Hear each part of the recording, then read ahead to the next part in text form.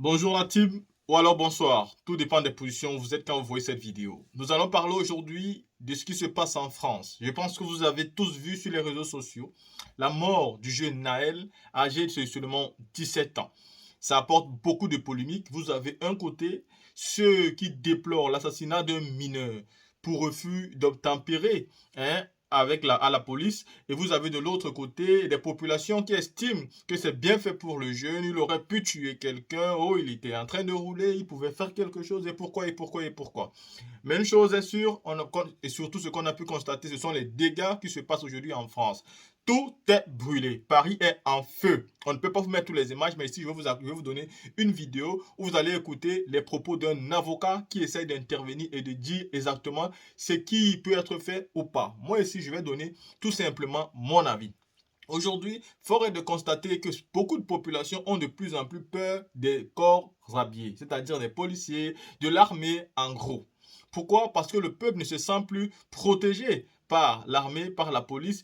Peu importe, le peuple ne se sent plus, c'est-à-dire protégé par eux. Le peuple a l'impression aujourd'hui que la police, l'armée et tout le bazar sont juste là pour protéger un gouvernement. Je sais pas quoi. On a l'impression qu'on les a créés pour le gouvernement et que les populations ne sont rien d'autre que des objets qu'on doit utiliser. Et donc, de plus en plus, les populations ont de plus en plus peur de la police, chose qui n'est pas normale parce que la police est quand même là pour protéger les populations et on doit plus se sentir en sécurité auprès d'elles que de se sentir en danger auprès d'elles. Ici, il y a plusieurs versions. Moi, je ne peux pas c'est-à-dire donner ma validation sur une explication parce que je n'ai pas encore vu la vidéo qui prouve soit que le jeune homme qui était dans la voiture était très bien calme, avait compris parce que j'ai écouté quand même l'audio de son ami qui est resté vivant qui lui dit qu'il a fui quand on a tué son compagnon. Parce qu'il a précisé dans son audio que son compagnon n'a pas imposé un délit de fuite.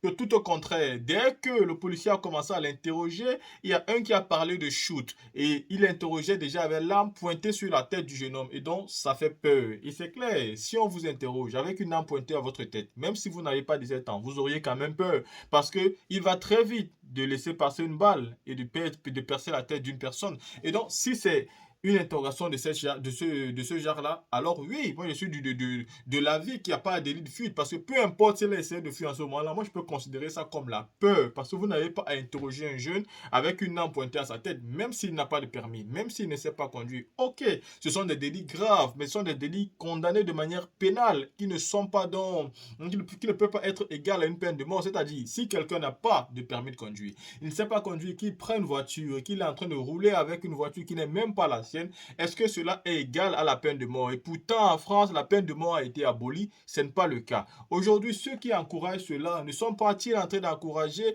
un État dictatorial? Parce qu'aujourd'hui, ce qui est arrivé au jeune Naël vous arrivera aussi. Et on pourra le dire demain que bah, si vous avez été d'accord pour ça, alors nous sommes d'accord pour ça aujourd'hui. Je n'encourage pas le délit de fuite, mais je dis ici que ce qui se passe là n'est pas égal à une peine de mort. Il faut respecter le droit. Et vu que la France aime donner des leçons aux pays africains, il est important qu'elle commence à prendre bon exemple. La team, écoutez cet avocat. C'est bien fait pour lui qu'il soit mort. Éduquez vos enfants au lieu d'en faire 15 pour gratter les allocs. 17 ans, casier bien fourni, je n'excuse pas la police, mais il n'y a pas de fumée sans feu. Une tête de délinquant.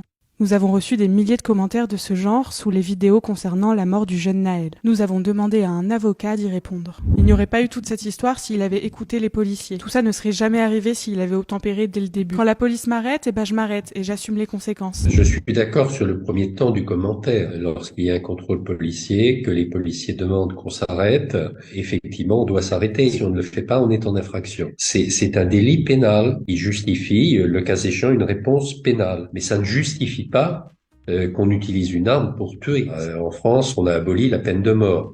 Et c'est insensé de penser qu'on cherche à justifier le meurtre d'un gamin de 17 ans parce il était en train de se soustraire à un contrôle routier. Enfin, où va-t-on? La mère, elle est irresponsable. En voyant la mère, je comprends l'éducation inexistante que le gamin a dû recevoir. Cette mère n'avait qu'à éduquer son fils correctement. Elle lui a tout donné, sauf l'éducation. J'y répondrai que là, c'est un problème beaucoup plus vaste. C'est que là, on est en train d'isoler un fait particulier, gravissime, alors que derrière, il y a toute une série de problèmes qu'on va qualifier de sociétaux. Alors, il ne s'agit pas de fustiger le comportement des parents dans des zones défavorisées. Ils sont eux-mêmes confrontés à des difficultés quotidiennes qui ne les mettent pas au mieux pour pouvoir éduquer leurs enfants. Ce sont des personnes en général qui sont dans des difficultés constantes, dans des quartiers qui ont été délaissés. Donc ces parents-là, on va pas comme ça les incriminer en disant ben voilà, c'est de votre faute. Qu'est-ce que c'est beau de défendre un multirécidiviste. Le mec est connu pour plusieurs délits de fuite, au bout d'un moment tu prends ton risque et tu payes. Un ange multirécidiviste, une tête de délinquant. Non, mais à chaque fois on a le même phénomène. Pour essayer de discréditer au maximum la personne qui vient d'être tuée. Oui, oui, c'était un délinquant et puis après tout, il l'a bien mérité ou il l'a bien cherché. C'est inadmissible. Et puis, encore une fois, ce n'est pas parce que quelqu'un est un délinquant qu'on est autorisé à le tuer.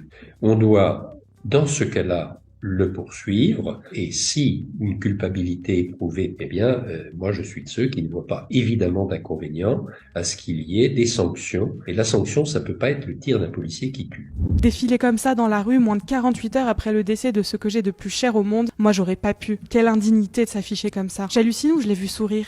Imaginons un instant cette femme qui hier vivait dans des relations de grande proximité avec son fils, qui tout d'un coup se trouve privée de son fils. Je pense qu'elle est complètement désarçonnée, peut-être un peu manipulée aussi. Donc je me garderai bien de porter le moindre jugement sur le fait qu'elle ait souri, pleuré ou autre. Je pense d'ailleurs qu'elle passe par des phases tellement multiples que ce qui compterait surtout, c'est d'avoir peut-être un peu de compassion quand même, hein. De présenter cette femme comme ayant des moments d'indignité, je pense que ça me paraît surtout une grande indignité de la part de ceux ou celles qui osent s'aventurer sur ce terrain.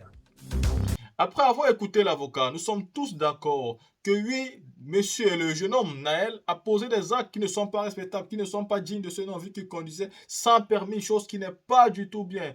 Hein? Et maintenant, pour le délit de fuite, on ne peut pas dire qu'il y a eu délit de fuite parce que la police a une version et le témoin qui est l'ami de Petit aussi a une version. Vu que lui aussi, il a fui après par peur. Si on tue votre ami et vu qu'on a vu où la voiture est partie entrer, pourquoi vous tirez déjà? Vous êtes face aux jeunes qui sont encore des mineurs. Pourquoi vous tirez? Ils n'ont pas d'arme. L'arme qu'on donne à un policier est uniquement pour se protéger devant une personne qui a la même ampleur de force que lui. Ça veut dire que l'arme qu'un policier a, il doit se défendre avec ça au cas où celui qui est devant lui a aussi une arme et qu'il est aussi prêt à tirer. Mais si en face de vous, vous avez quelqu'un qui ne vous oppose aucune force physique, une personne qui ne vous attaque pas physiquement, qui n'a pas d'arme pointée sur vous, qui n'essaye même pas de vous frapper avec un simple coup de poing, pourquoi vous allez tirer sur lui tout simplement parce qu'il n'a pas de permis ou alors qu'il veut fuir? Même s'il décide de fuir, il n'est pas devant vous. Parce que pour tous ceux qui viennent avec le conditionnel en disant s'il avait connu un piéton, s'il avait connu un cycliste, s'il avait connu des affaires qui sortaient, c'est le conditionnel.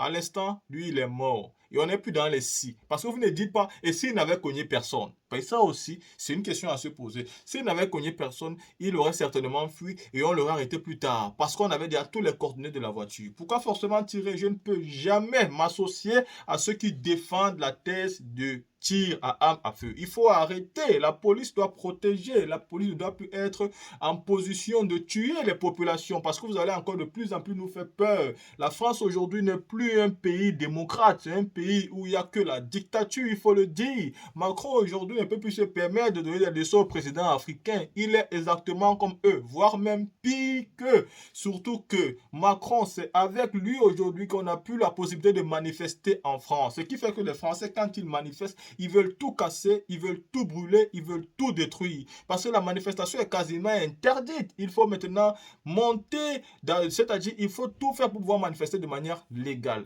Et ceux qui vivent en France aujourd'hui vous diront que la France n'est plus comme elle avait été dans le passé et que les Français aujourd'hui ont même du mal à joindre les deux bouts. Ils se battent comme ils peuvent pour pouvoir s'en sortir alors qu'ils ont un gouvernement qui se gaufre. Il y a des personnes qui ont des postes où ils touchent les 40 000 euros le mois et pourtant vous avez des personnes aussi qui travaillent qui ne touchent même pas 2 000 euros le mois.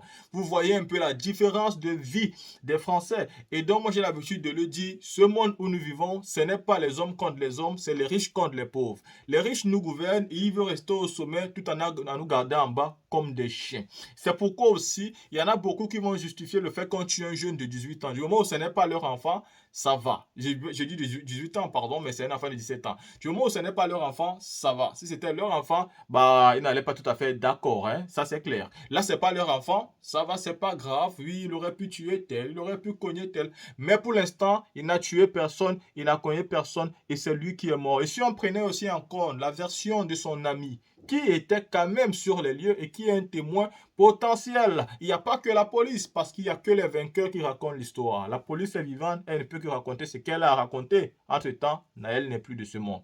La team, vous avez écouté, vous m'avez écouté. Dites-moi ce que vous pensez. Je suis radical, je suis contre l'utilisation de l'arme à feu contre les personnes qui n'ont aucun matériel pour pouvoir égaler celui qui a l'arme.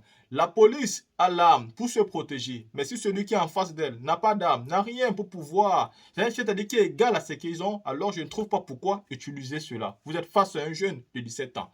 Vous n'avez pas à tuer le jeune. Ce n'est pas possible. Ce n'est pas normal. Vous faites de plus en plus peur aux populations. Vous voyez votre façon de faire. Je pense que ce sera mieux.